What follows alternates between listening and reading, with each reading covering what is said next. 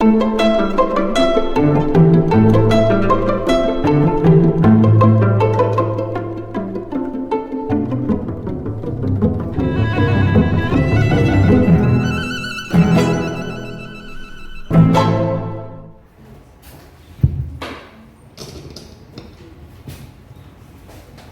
dia a todos, sejam todos bem-vindos ao nosso abraço fraterno, também aos nossos irmãos internautas, votos de muita paz. E nós iniciamos a nossa fala hoje fazendo convite a todos que acompanham o CR3 de Feira de Santana, na Bahia, que vai ser realizado do dia 16 ao dia 24 a nossa Semana Espírita, com o tema Reencarnação de Vida. Vamos ter muitos irmãos que vão nos auxiliar nas reflexões, como a Ana Teresa Camasmin, o Tuplínio, André Luiz Peixinho e tantos outros, não é? Que vêm a brilhantar o nosso encontro e todos estão convidados. Se puder fazer presentes, ótimo. Se não, vamos acompanhar a nova tecnologia maravilhosa, né? Talvez, né? Ainda não se sabe, né? Então a gente aguarda todos vocês. Muito bem, meus irmãos, estamos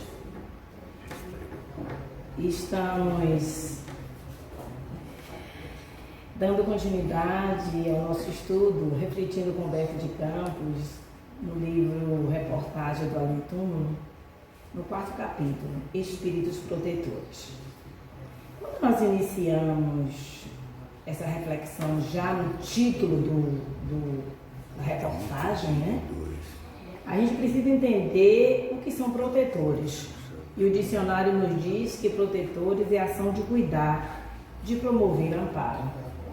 Quando a gente já tem esse entendimento, a gente já abre a nossa mente para tentar, né, dialogar de fato o que são espíritos protetores. Deus, na sua misericórdia, nos deu de presente nosso Mestre Jesus, que é o nosso espírito protetor do planeta Terra, esse planeta de prova e de expiação. Mas, na verdade, às vezes a gente tem uma forma muito rudimentar na nossa percepção.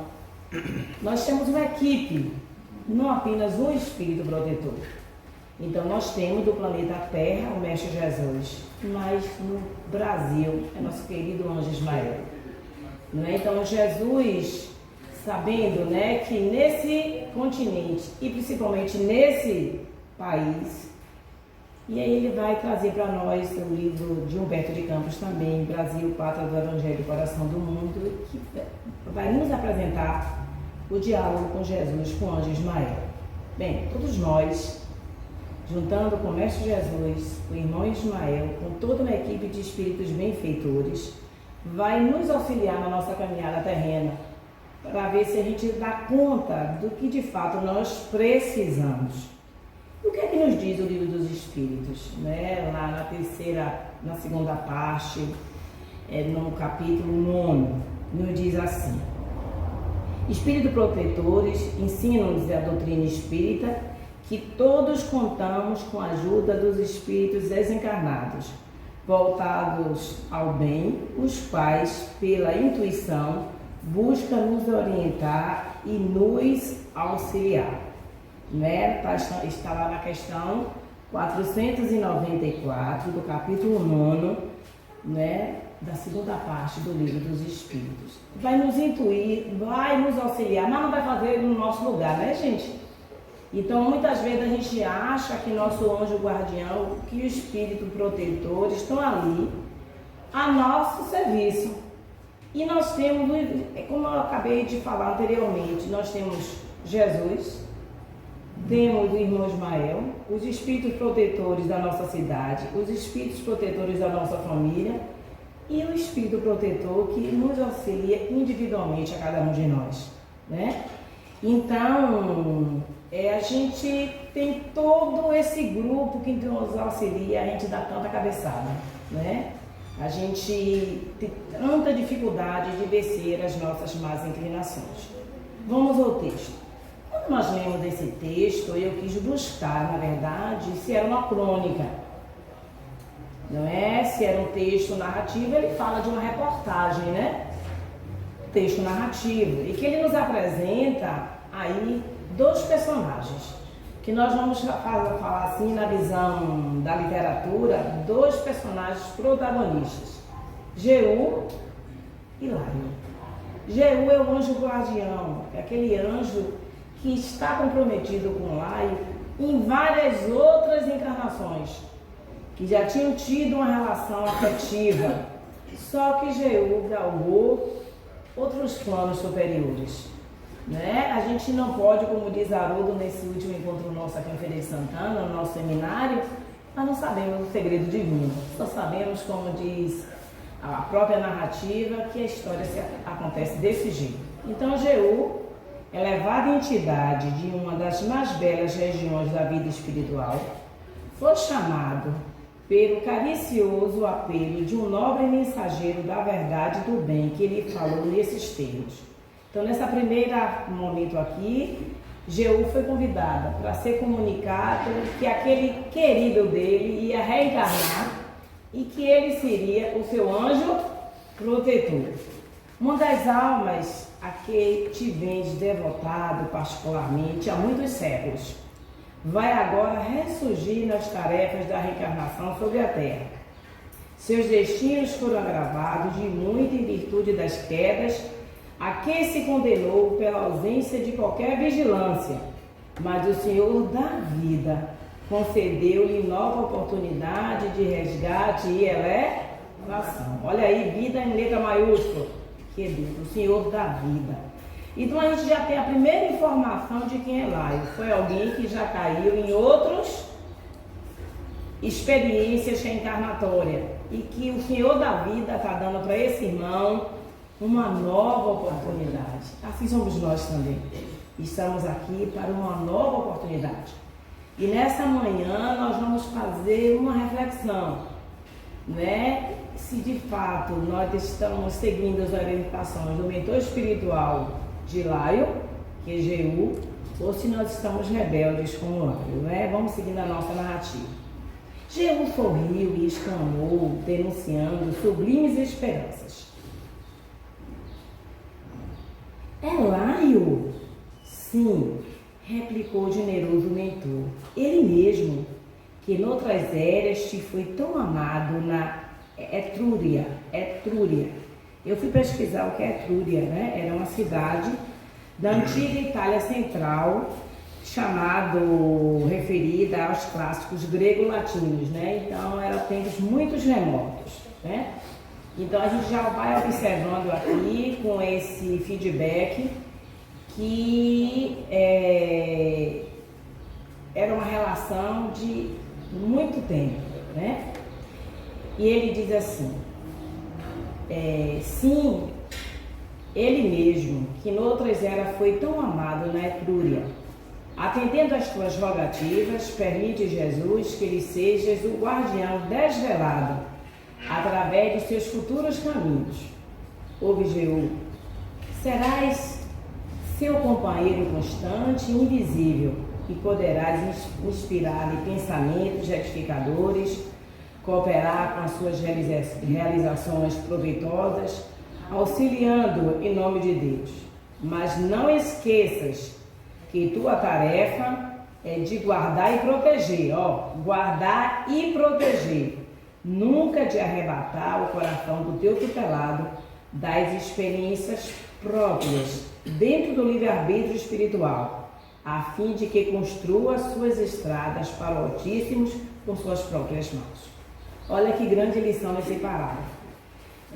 O mentor espiritual de Jeú vai dizer para ele, esse espírito protetor de Laio, que ele ia auxiliá-lo na intuição, na amorosidade, no carinho, mas ele não ia poder viver as experiências de Laio. Quem ia construir sua própria libertação seria Laio, seria nós. É nós. Então Jeú agradece a dádiva, derramando lágrimas de reconhecimento. Então ele estava muito feliz por essa nova oportunidade.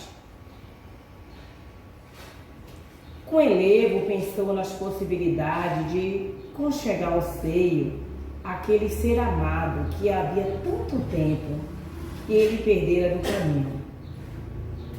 Lá ele fora figo idolatrado na paisagem longínqua.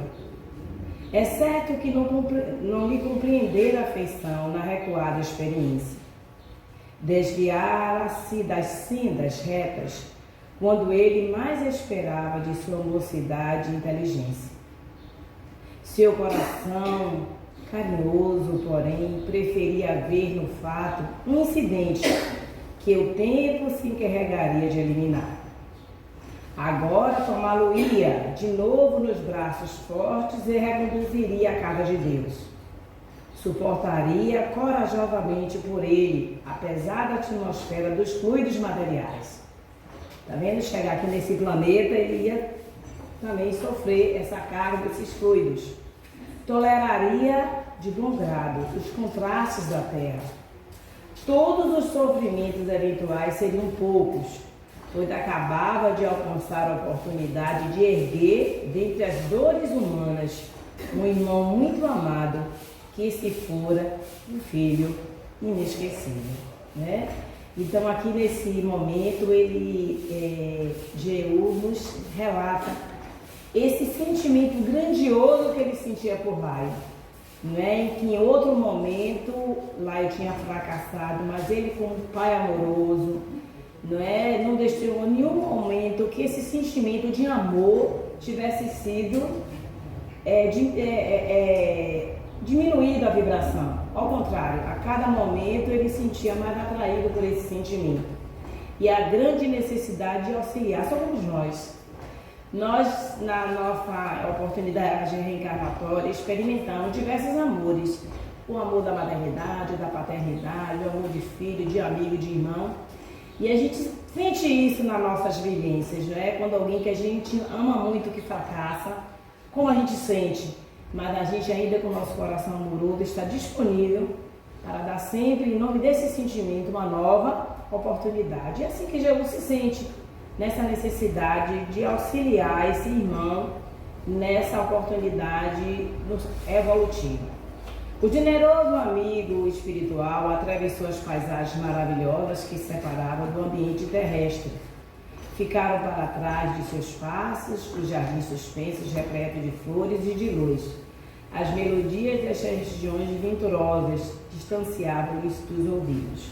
Então ele saiu no momento que ele estava vivendo, como o próprio Jesus nos diz no Evangelho segundo o Espiritismo, na casa do Pai há várias moradas, né? E esse irmão, Jeú, era um espírito de alta envergadura que residia em um ambiente espiritual extremamente evoluído, né? Que não tinha essa energia pesada que é do planeta de prova e expiação que nós estamos. Mas ainda assim, em nome desse sentimento de amor, ele deixou e veio para essa nova oportunidade auxiliar o seu grande amor que seguiu o seu filho Lai.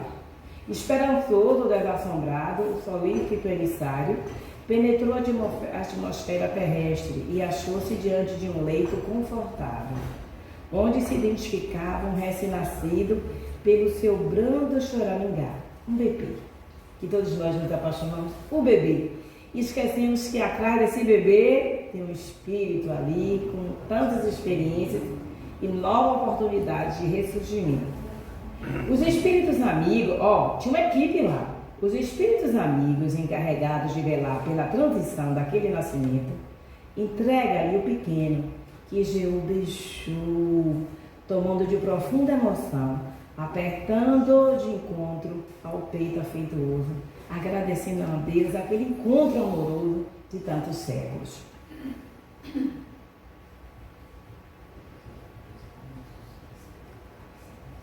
E era de observar-se daí em diante o devotamento que o guardião se empenhou na tarefa de amparar a débil criança.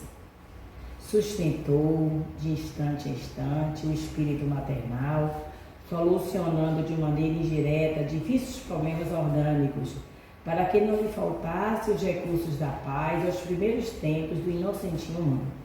Então, nas primeiras fases daquela criança, ela foi amparada. Quando estava doentinho, coisa de criança, ele amparava, ele colocava energias boas para que pudesse tranquilizar aquela mãe, aquele ambiente familiar. E Jeú ensinou-lhe a soletrar as primeiras palavras, reajustando-lhe as possibilidades de usar novamente a linguagem terrestre. A gente lembra muito bem nessa passagem aqui, quando a gente vê uma criança brincando com alguém, né? E fala alguma palavra, e aí diz assim: quem te ensinou essa palavra? Meu amigo. E nessa passagem aqui, nesse texto, nesse momento, eu fiz essa analogia. E Jeú ensinei a soletrar as primeiras letras, né? Velou-lhe os sonhos, colocou a salvo das vibrações perniciosas do invisível, guiou-lhe os primeiros movimentos dos pés. O generoso protetor nada esqueceu, e foi com lágrimas de emoção que inspirou o coração materno as necessidades da prece pela idolatrada criancinha. Então ele intuiu aquela mãe que ensinasse aquela criancinha a orar, né? A gente vê aí nas redes sociais crianças, meu Deus, que sabem, né? De 2, 3 anos, que mal sabem falar uma frase completa, mas a mãe ensina, a vovó, a titia, ali aquele ambiente da família, o poder da oração. E aquela mãe foi intuída e ela fez esse papel, né? Ela conseguiu estar ensinando para Laio o poder da oração. Depois das mãos postas para pronunciar o nome de Deus, que era Deus, o amigo desvelado acompanhou a escola a fim de restituir as bênçãos do Cristo à luz do raciocínio. Seguindo o ensinamento de Jesus, amai-os e instruí-os. Ele precisava passar pelo campo das academias para que ele se instruísse, ele se colocasse um homem, né, no processo mesmo evolutivo. Jeú não cabia em si de contentamento e esperança, quando Laio se abeirou da mocidade. Aí está o perigo, a adolescência. Né? Ele já começou a Jeú a ficar preocupado. Então, a perspectiva dos sentimentos transformou-se. Jeú já não era mais aquela criança dócil, fácil de receber aquelas intuições. Ele agora estava pleno, né? Vivendo a adolescência. Então, de alma aflita, observou que o tutelado regressava aos mesmos erros de outros tempos. Porque nessa época da adolescência que o espírito já toma... Que o espírito toma ciência, né, daquilo que de fato ele é. Ali ele já é o espírito. Já é o espírito. Até então ele estava, né, recebendo todo aquele, nesse momento, fecha o ciclo, né, da encarnação. Na recapitulação das experiências necessárias, subtraía-se agora a vigilância afetuosa dos pais. Inventava pretextos desconcertantes e, por mais que ouvisse advertências preciosas e doces do mentor espiritual, do santuário da consciência, entregava-se vencido aos conselheiros da rua, caindo miseravelmente nas estações do vício. Olha, minha gente, que ele vinha direitinho, né? Tudo caminhando certo. E a gente se questiona, será que a gente se comporta como esse Laio, né? Que vem, de repente a gente dá aquela escorregada. E Jeú lhe apontava o trabalho com recurso de elevação. Laio queria facilidades criminosas. Se arbitrava providências da virtude. O fraco rapaz desejava dinheiro com que se desvencilhasse dos esforços indispensáveis e justos. Entre sacrifícios e dores ásperas, o lastimoso guardião viu gastar em prazeres condenáveis todas as economias do suor maternal. Olha aí, tudo aquilo que os pais tinham conseguido agariar para o estudo, para manter a família, ele se envolvia em dívidas.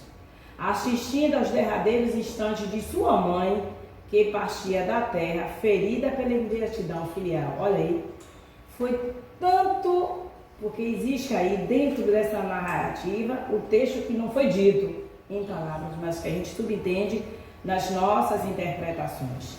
Laio relegara todos os deveres santos ao abandono, entregando-se à ociosidade destruidora.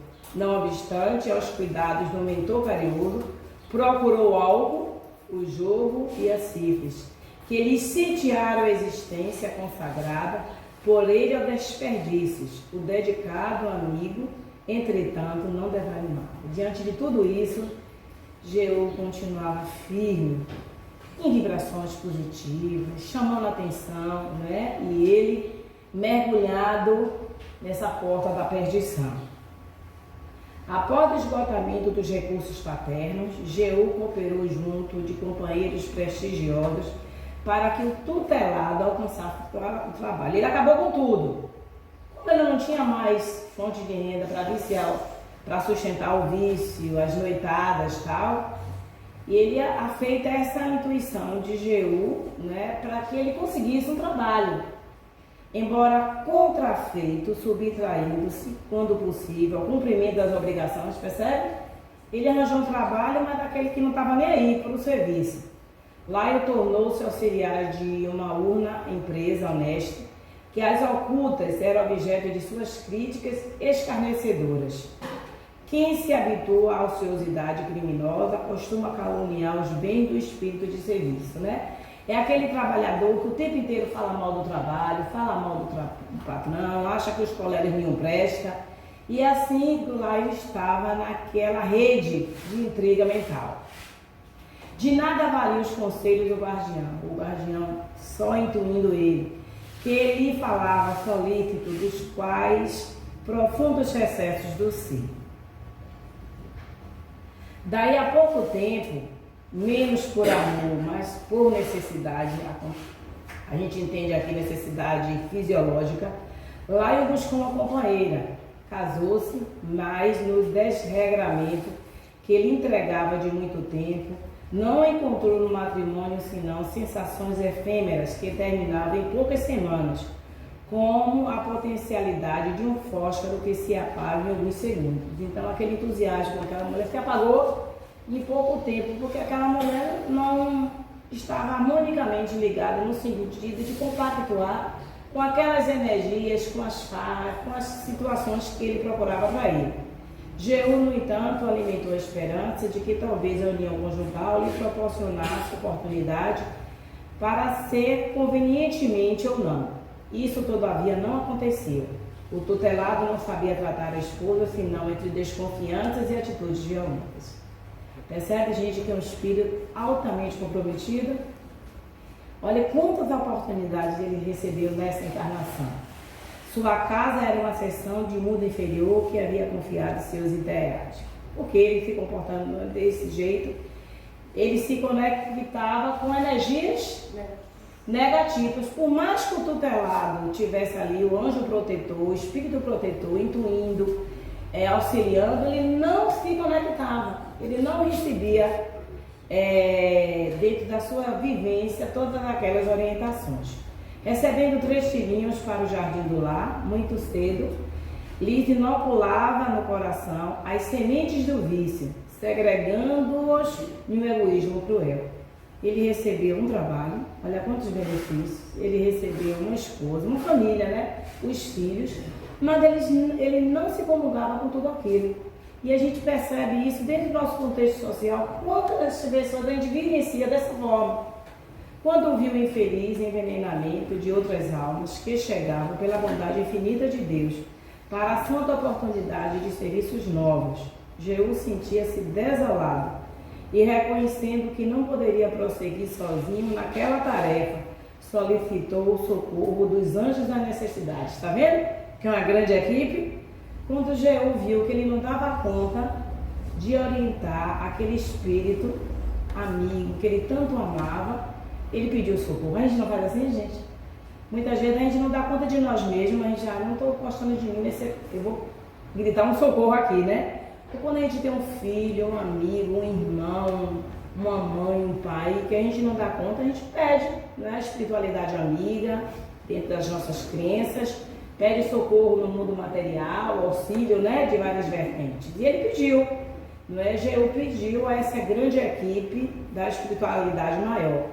Esses mensageiros de educação espiritual atenderam atenciosamente seus rogos, começando a alijar o tutelado do emprego que obtinha o pão do cotidiano, tentando sustentar ele ali naquele emprego que precisava para manter a família.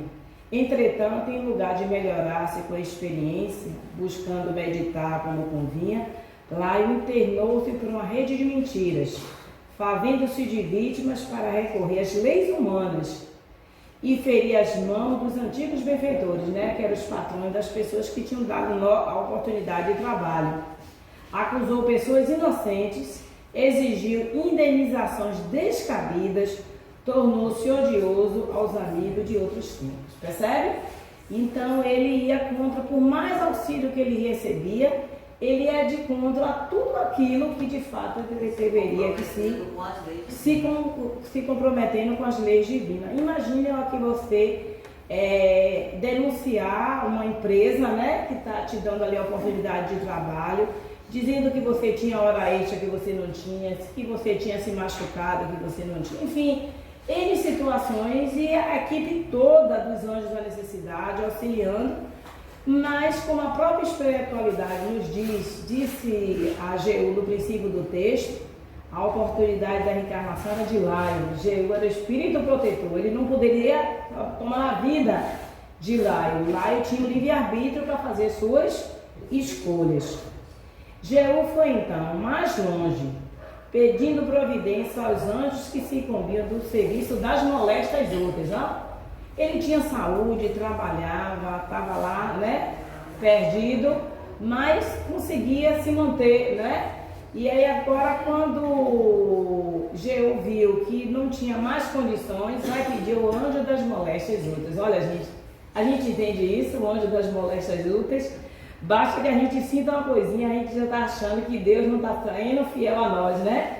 Deus, pelo amor de Deus, mas é aquela dor, aquela doença que vai muitas vezes dobrar a nossa vaidade, dobrar aquilo que nós precisamos para nosso crescimento espiritual. Vamos ver como é que nosso querido Laio se comportou. Aos pais auxiliaram de pronto, conduzindo Laio ao aposento da enfermidade reparadora, a fim de que o mísero pudesse refletir na indigência da condição humana e na generosa paternidade do Altíssimo. Aquele homem rebelde, contudo, pareceu piorar 100%. Aí que ele ficou revoltado, né? E aí aquele senhor que a gente vê por aí, que só reclama, e que xinga, e que blasfêmia, tornou-se irracível, insolente, abominava o nome de Deus, blasfemava contra Deus, sujava a boca com inúmeras blasfêmias, aquele que só xinga o tempo inteiro. Isso me lembra um senhorzinho que eu vejo, nós encontramos lá no lado do Irmão Velho.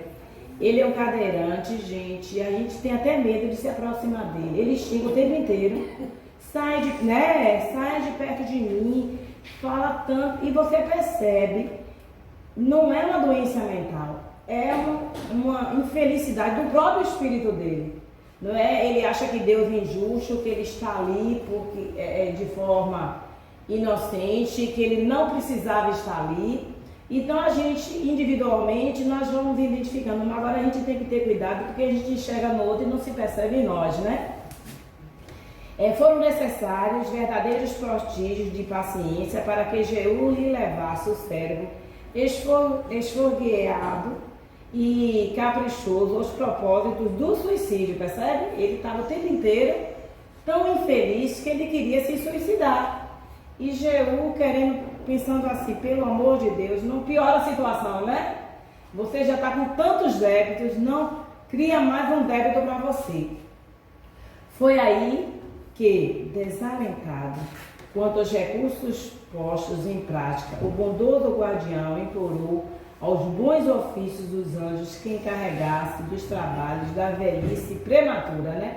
É aquela pessoa que você vê, poxa, ele só tem 60 anos, 50 anos, e tem uma aparência de 100, né? Tá acabado, você diz, meu Deus. E você vê aquela pessoa que tem uma idade maior e firme, né? Um espírito forte. Olha que o Jeú olha que equipe estava trabalhando para o ressurgimento de Laio. Assim somos nós. Quantos espíritos estão envolvidos na nossa encarnação?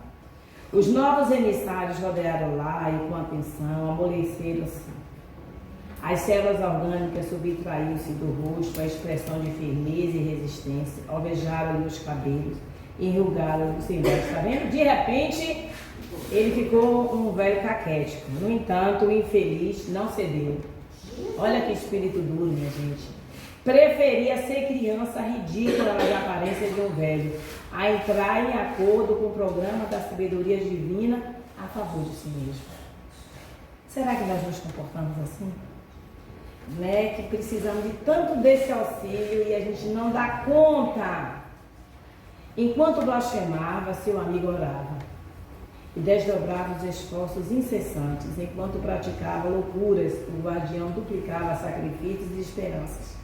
Gente, quando a gente começa a ler, aí já se cansou, né? De tanto auxílio que Jeú deu para lá. Tantas oportunidades, ele orava, pedia espíritos benfeitores em todas as instâncias, para que pudesse usar todos os recursos para recuperar aquele amado. O tempo passava célere, mas um dia o anjo da morte veio espontaneamente ao grande duelo e falou com doçura.